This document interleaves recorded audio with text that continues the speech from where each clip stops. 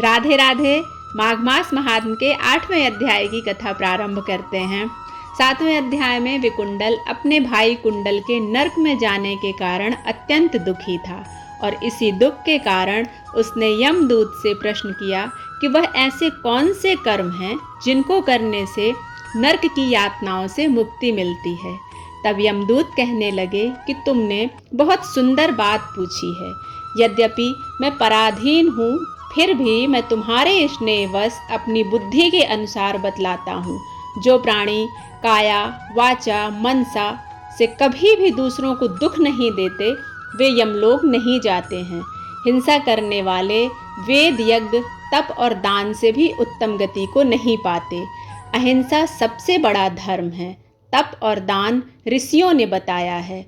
जो मनुष्य जल या पृथ्वी पर रहने वाले जीवों को अपने भोजन के लिए मारते हैं, वे कालसूत्र नामक नर्क में पड़ते हैं और वहाँ अपना मांस खाते हैं और रक्त पीप पान करते हैं तथा पीप की कीच में उनको कीड़े काटते हैं। हिंसक जन्मांध, काने, कुबड़े, लूले, लंगड़े, दरिद्र और अंगहीन होते हैं। इस कारण इस लोक पर परलोक में सुख की इच्छा करने वाले को काया वाचा तथा मन में दूसरों का द्रोह नहीं करना चाहिए। जो हिंसा नहीं करते उनको कभी किसी प्रकार का भय नहीं होता। जिस तरह सीधी और टेढ़ी दोनों प्रकार की बहने वाली नदियाँ समुद्र में मिल जाती हैं, वैसे ही सब धर्म अहिंसा में प्रवेश कर जाते हैं। ब्रह्मचारी, गृहस्थ, वानप्रस्थी तथा यति सभी अपने अपने धर्म का पालन करने और जितेंद्रिय रहने से परलोक को, ब्रह्मलोक को प्राप्त करते हैं। जो जलाशय आदि बनवाते हैं और सदैव 5 यज्ञ करते हैं, वे यमपुरी में नहीं जाते। जो इंद्रियों के वशीभूत नहीं हैं, वेदवादी और नित्य ही अग्नि अर्थात हवन आदि का पूजन करते हैं, वे स्वर्ग को जाते हैं। युद्ध भूमि में जो शूरवीर मर जाते हैं, वे सूर्य को प्राप्त होते हैं। जो अनाथ स्त्री शरण में आए हुए तथा ब्राह्मण की रक्षा के लिए प्राण देते हैं, वे कभी स्वर्ग से नहीं लौटते।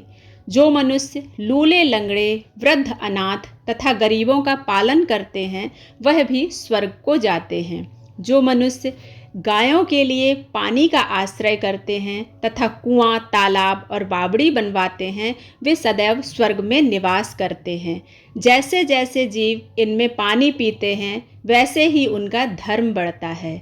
जल से ही मनुष्य के प्राण हैं, इसलिए जो प्याऊ आदि लगवाते हैं, वह अक्षय स्वर्ग को प्राप्त होते हैं। बड़े बड़े यज्ञ भी वह फल नहीं देते जो अधिक छाया वाले वृक्ष मार्ग में लगाने से देते हैं। जो मनुष्य वृक्ष रोपण करता है, वह सदैव दानी और यज्ञ करने वाला होता है। जो अच्छे फल और अच्छी छाया वाले मार्ग में वृक्षों को काटते हैं, वह नरकगामी होता है। तुलसी का पौधा लगाने वाला सब पापों से छूट जाता है। जिस घर में तुलसी वन है, वह घर तीर्थ के समान है और उस घर में कभी यमदूत नहीं जाते। तुलसी की सुगंध से पितरों का चित्त आनंदित हो जाता है और वे विमान में बैठकर विष्णुलोक को जाते हैं। नर्मदा नदी का दर्शन, गंगा का स्नान, तुलसी दल का स्पर्श, यह सब बराबर फल देने वाले हैं। हर एक द्वादशी को ब्रह्मा भी तुलसी का पूजन करते हैं। रत्न, सोना, फूल तथा मोती की माला के दान का इतना पुण्य नहीं मिलता जितना तुलसी की माला के दान का मिलता है। जो फल आम के 1000 और पीपल के 100 वृक्षों को लगाने से होता है, वह तुलसी के एक पौधे को लगाने से प्राप्त होता है। पुष्कर आदि तीर्थ, गंगा आदि नदी, वासुदेव आदि देवता सब ही तुलसी में वास करते हैं। जो एक बार, 2 बार या 3 बार रेवा नदी से उत्पन्न शिव मूर्ति की पूजा करते हैं तथा स्फुटित रत्न के पत्थर के आप निकले हुए तीर्थ में पर्वत या वन में रखी हुई शिव की मूर्ति की पूजा करते हैं और सदैव ओम नमः शिवाय मंत्र का जाप करते हैं, यमलोक की कथा भी नहीं सुननी पड़ती। शत्रुता अभिमान से शिव पूजा के समान पापों को नष्ट करने वाला तथा कीर्ति देने वाला 3 लोकों में और कोई नहीं है। जो शिवालय स्थापित करते हैं वे शिवलोक में जाते हैं। ब्रह्मा विष्णु तथा शिव का मंदिर बनाकर मनुष्य वैकुंठवासी होता है। जो भगवान की पूजा के लिए फूलों का बाग लगाते हैं वे धन्य हैं। जो माता पिता देवता और अतिथियों का सदैव पूजन करते हैं वे ब्रह्मलोक को प्राप्त होते हैं। इस प्रकार से यमदूत विकुंडल को समझाते हुए सारा वृत्तांत बताते हैं।